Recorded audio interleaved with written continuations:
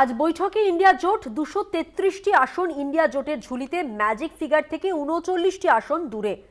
আজ সন্ধেবেলা 6টার সময় মল্লিকার্জুন খার্গের বাড়িতে বৈঠক রয়েছে। জোটের বৈঠকে যাবেন অভিষেক বন্দ্যোপাধ্যায়, এমনটাই আমরা জানি। এবং চন্দ্রবাবু নীতিশের সঙ্গে যোগাযোগ করবে কি ইন্ডিয়া জোট, এটাই এখন বড় প্রশ্ন।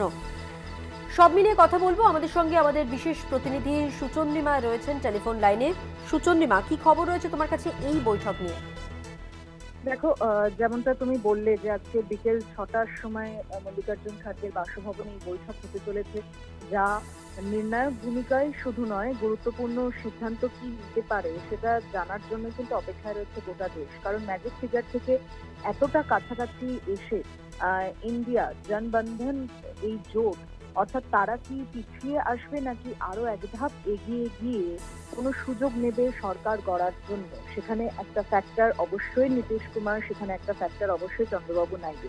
তাই এই দুজনের সঙ্গে কৌশলগত আলোচনার রাস্তা কি খোলা রাখবে ইন্ডিয়া জোট, এটা একটা গতকাল থেকেই কিন্তু হাওয়ায় ভাসতে শুরু করেছে যে এই আলোচনার মধ্যে নীতিশ কুমারের অংশীদারিত্ব কি আবারও দেখা যেতে পারে। কিন্তু পরিষ্কারভাবে বিহারের মুখ্যমন্ত্রী তথা নীতিশ কুমার তিনি এনডিএতেই থাকছেন বলে কৌশলে তিনিও পাল্টা উত্তর দিয়েছেন।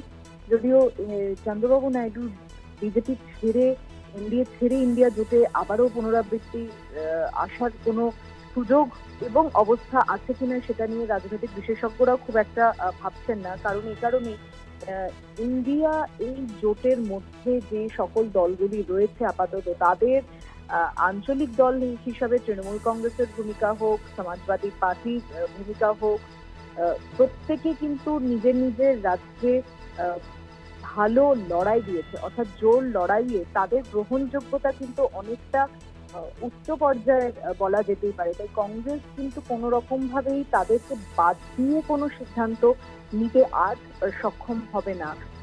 এই কারণেই আজকের এই বৈঠকে তৃণমূল কংগ্রেসের অভিষেক বন্দ্যোপাধ্যায় থাকার কথা, তিনি দিল্লিতে এসেছেন এবং এই বৈঠকে তিনি তৃণমূল কংগ্রেসের বার্তাবহক হিসেবে কি বলেন, কারণ মমতা বন্দ্যোপাধ্যায় নিজে তিনি আসতে পারছেন না এবং সেখানে অভিষেক বন্দ্যোপাধ্যায় যিনি এবারের এই লোকসভা নির্বাচনে বিপুল মার্জিনে জয়ী হয়েছেন, তাই দলের সেকেন্ড ইন কমান্ড এই বৈঠকে উপস্থিত থেকে আজকে কোন সিদ্ধান্ত নেয় সমন্বয় কমিটি ইন্ডিয়া জোটের, তারা কোনো মিলিত সিদ্ধান্ত নেয় কিনা, সেটা কিন্তু খুব গুরুত্বপূর্ণ একটা বিষয় হয়ে দাঁড়াতে চলেছে। মধুবন্তী, ধন্যবাদ সুচন্দ্রিমা। কথা বললাম আমাদের বিশেষ প্রতিনিধি সুচন্দ্রিমার সঙ্গে।